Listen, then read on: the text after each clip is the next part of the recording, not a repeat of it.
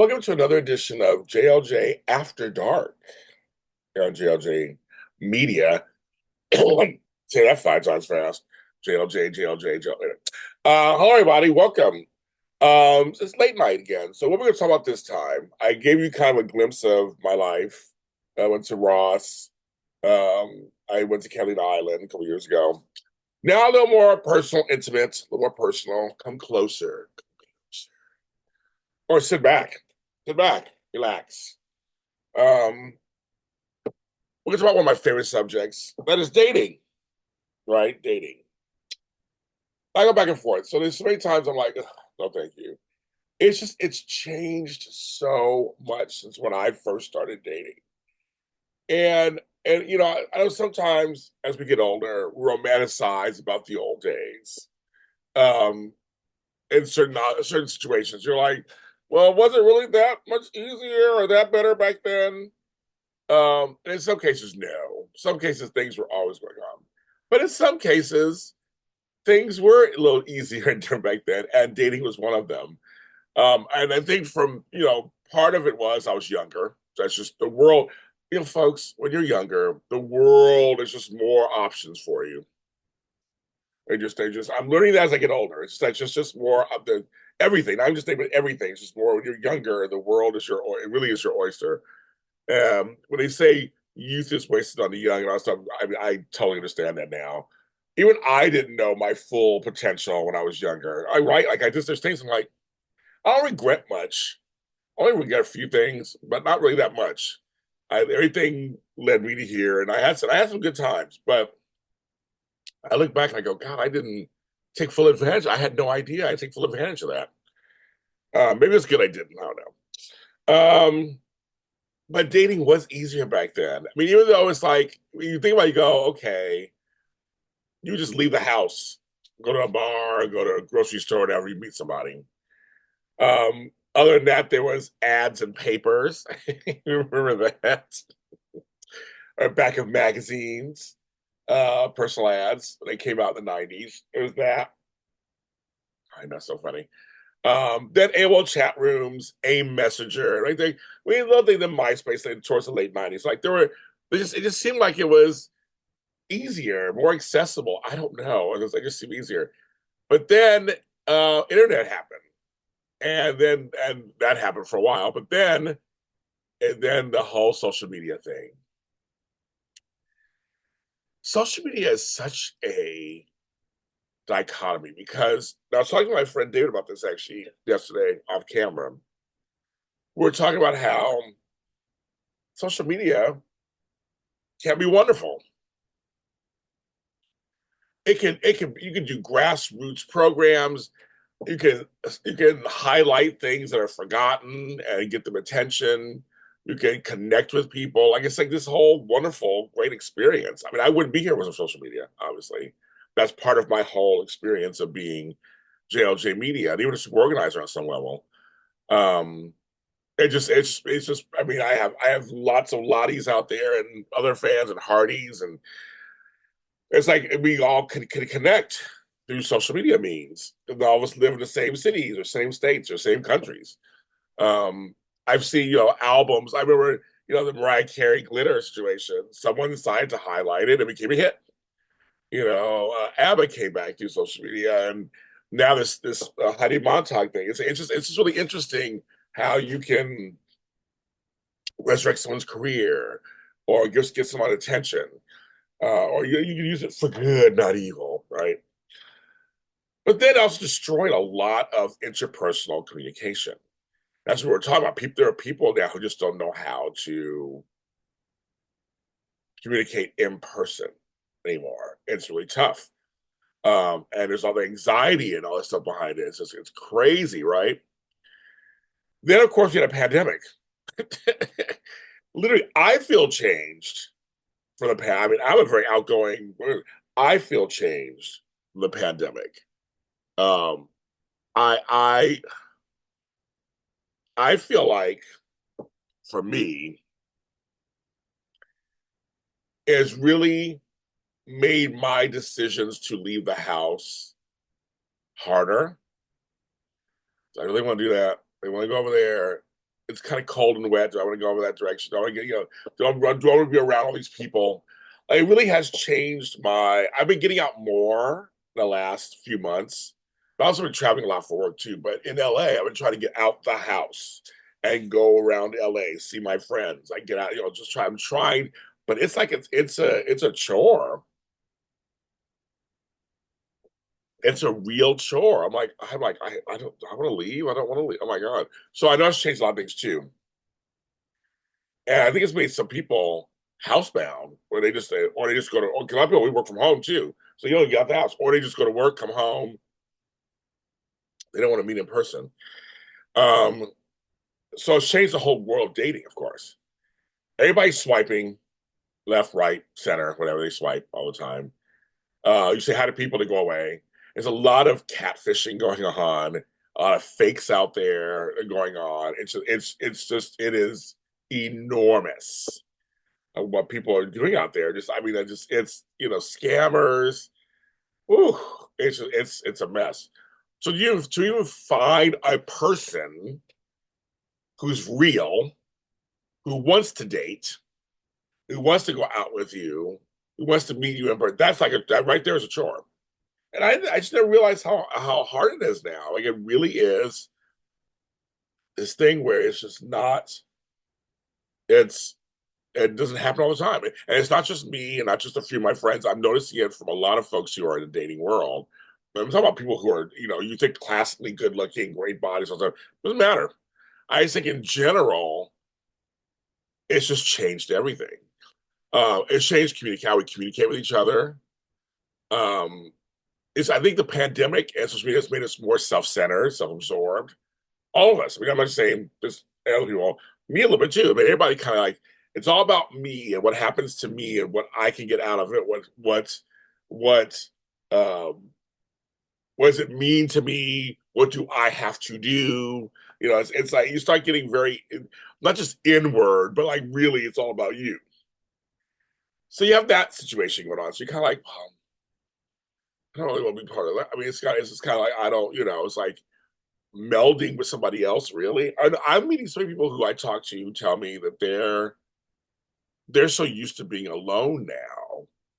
They may not like it, they get lonely, but they're used to being alone or living alone or being alone. And they're used to it, that now it's hard for them to integrate someone in.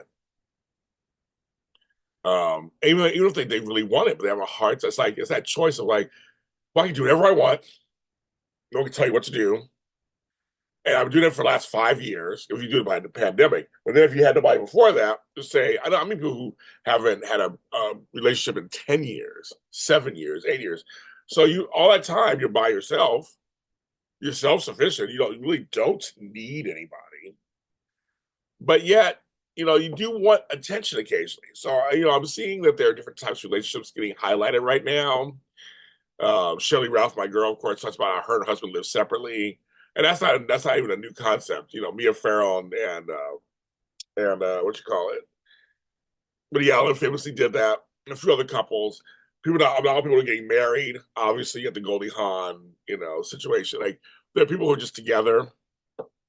People who they long distance, they're fine with it. Actually, they get together when they get together, and they're fine. And it's like, you're like, wow, there's none of that. There's no more of that. I need to see you. There's no urgency anymore. But then I know a few people who are in these kind of relations where they're just like, we got together. We've never separated since. There's a few of those out there. A few. I don't know that many anymore. I used to know a lot. They're just like, that's behind closed doors, we don't know what's going on, right? You don't know what's going on. But it's just kind of funny. I know a few couples who they're always together. They do everything together, just about, and they're together. They could imagine being separated. But then I know a lot of people who are just like, well, I do want somebody, but I want them living with me. Or they come over twice a week, but I'm okay not seeing them for 3 or 4 days.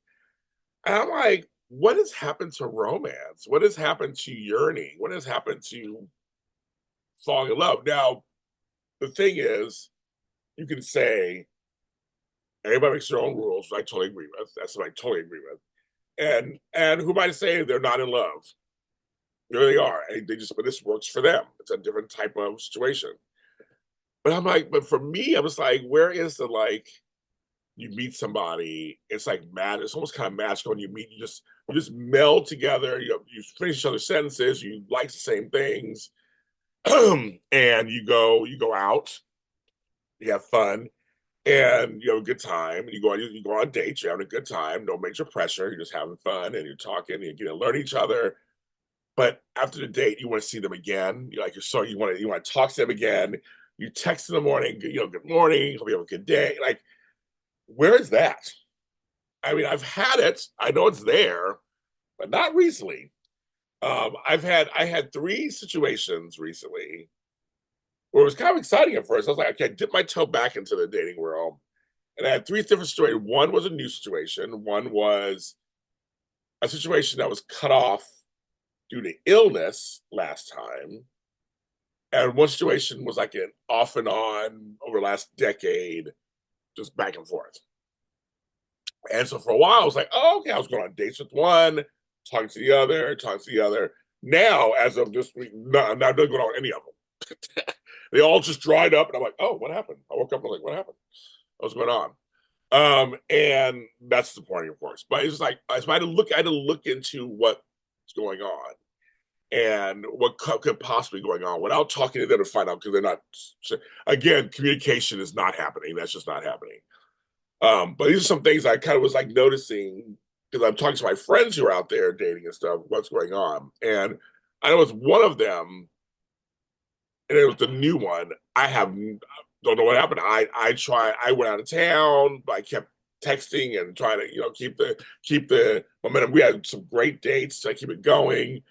And then that person just stopped texting back.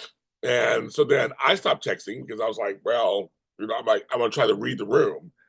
And because I'm learning, one of the things I'm learning, and this happened with and the other person too that I was talking to, well, actually all three of them, if I initiate contact, they would always, no, like saying I don't always, they would mostly answer back. In some cases, there was no response. In other cases, they always responded. If I initiated it, if I didn't initiate it, then nothing would happen.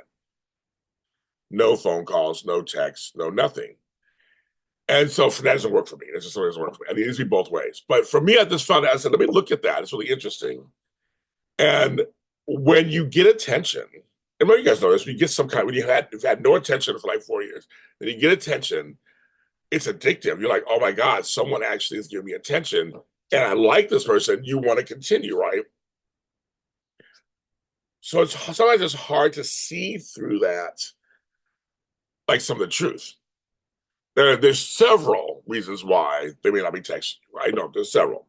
But some of the ones that are also equally as true, they're just not that into you. There's a lot of, I like you. Yeah. Like I said, I've been single for 4 or 5 years or whatever. I kind of want a relationship, but I don't, because having a relationship, you have to put work into it. But I think sometimes they're just not that into you, like that book. They're just not into you. They like you on some level. And I can believe that, but they're not as into you as you are into them. There are, and I'm having to learn that there's all kinds of relationships that they may be okay with not talking to you for a week and then picking up on a Sunday going, okay, let's get together. And I'm having to learn that's not wrong. That's not wrong. Nobody's bad. They're not doing anything to you. You're not getting what you want. If you want to talk to them every day and they don't talk every day, then you obviously are. You have to say you're not a match. You can meet people. It's nothing to you. And this I knew before all this, but you can meet people, be attracted to them, have things in common, and still not be a match. That was all the time. I had somebody I was talking to who said something negative about God or something. I thought that bothered me because I believe in God, so that really bothered me. I was like, oh wow, I never really thought like. So I was like, we have a lot of things in common, but that's the one area we don't have in common when it comes to spirituality. So I was kind of like, I don't think, man, it doesn't make them a bad person. Doesn't make them evil or anything. Just like but they just don't believe in God. And for me, I'm like, hmm, that is a deal breaker. I remember that was an epiphany for me. And I remember telling a friend of mine about that. Like, that had really bothered me. They said they made a comment. I said something like, I thank God for this. And why did you thank God for that? I'm like, wow, that does bother me. I don't think I can date somebody who talks like that. So there's time, but again, to make them a bad person, it's like that's just we have other things in common, so it's kind of hard to go, well, I have to give the rest of the stuff up because, but that was it. But really my gut feel, my visceral reaction was like, I don't like that. I don't like that at all. So there's that, right? So you have to go, okay, got that story. And then um, or there was another where you're like, we're all talking and we talk and I ask you out on a date, which has happened with another one, and we actually are talking back and forth, like, okay, we're texting, like, okay, what day is good? They tell you what day is good for them. Then he asked me what time, and I said, well, anytime after 5 o'clock, let me know. Monday, they didn't text, they stopped texting. And now, to be fair, it was late. It was like something bothering my eye. I'm sorry, folks, with my eye. I get eyelashes in my eyes sometimes, and I get them out. But no, it was like, didn't text. It was late, but then next day, didn't text. Monday came and went. And still today, this is now a week and a half later. I've not heard from them. This was like 2 months. This was like 2 or 3 months ago. And I said, I'm not calling. Because another thing you have to realize too, people know what they're doing. We will excuse people. If we like them, we will give them every excuse. We'll say, okay, it must be this. It must be that. Maybe it's me. Because you'll start thinking, it's me. I did something wrong. Oh my God, what did I do? No, that's rude. You have to go back to just regular etiquette and just common courtesy and go, that's rude. If so, I feel at the base level of everything, if I text you, you need to text me back. That's friendship, relationship, doesn't matter who it is. Now, I'm not saying you got to jump on it 5 seconds after I do it, but at some point, you need to text me back. If we're in the middle of a getting together, you need to text me. You need to finish the conversation. I don't care if it's late at night. You see, I just gave an excuse. It was late. No, you should have said, 2 seconds. Okay, 6 o'clock on Monday. Got it. We'll finish tomorrow and figure out where we're going. Got it. That's communication. I just think it's so rude. I think it's so fucking rude. That's talk. I said that, so, but I had to get to this point of like, no, James, you didn't do anything wrong. It's not about you. You didn't do anything, and it may even be about you either. These are grown folks. They know exactly. People know when they're not texting you back. People know when they're texting you back. People make a choice when their phone rings. Most people have their phones on all the time. When they see them, even if they don't have the phone on them, when they get back, they're gonna have their phone in their hand at some point. They're gonna have their phone in their hand at some point. They're going to see a missed call from James Lott Jr. or a text from James Lott Jr. or a voice. They're going to see it. So they make the conscious choice to either read it, listen to it, whatever, and then not return the phone call or not return the text. Or make a choice to return the text. So I guess it's completely. The one guy was like, well, you can call me anytime I answer the phone. I go, well, that's not the point. I mean, that's nice. I love it that you're available like that. But I'm like, but why don't you want to call me? That's always turned out people. What's stopping you from calling me? What's stopping you from texting me? Ask me how I'm doing. I go, like, they don't care. It's hard to come to that conclusion. Like you're like, but they seem so nice. Well, they are nice. I'm not saying they're not nice. You're just learning they don't really care. They're not hooked like that on you. They're not attached to you that way. And And I always say sometimes one person likes the other person more, usually in things. And that may be true too, but I've been in situations where we both liked each other. It was just instant, like you just bond. But they're like, no. And see, I'm talking to older people. So like it's not like we've been around the block a few times. We're not some spring chickens. We know what's going on. But I'm not, but I had to really tell myself and really go, James, this is for anybody listening, for you too, read the room. If they don't text you back a time to get together for dinner, then they really don't like, and you're the one who asked them out. Maybe they really don't want to have dinner with you. If they have something else going on and they want to go, they're afraid or scared or whatever, then they need to communicate that to you. Then you go back to, well, they're scared to say that. They're shy. They don't know how to say that. Well, then it just, you can't, that's not my problem. That means I'm not a mind reader. I don't know it. I don't know nothing. So, or then it gets to the point where you kind of go, well, then you can say, this is really hard for me. I'm not used to sharing my feelings. I mean, again, communication, it just has to work, period. In friendships, work relationships. So I have some collaborations right now where there is zero communication. And they're like, what are you talking about? What, like I don't even know if they even care or no. And I'm like, then they wonder why I bow out. I cut people off or get cold to people because I do. After a while, I feel like I'm being done wrong several times.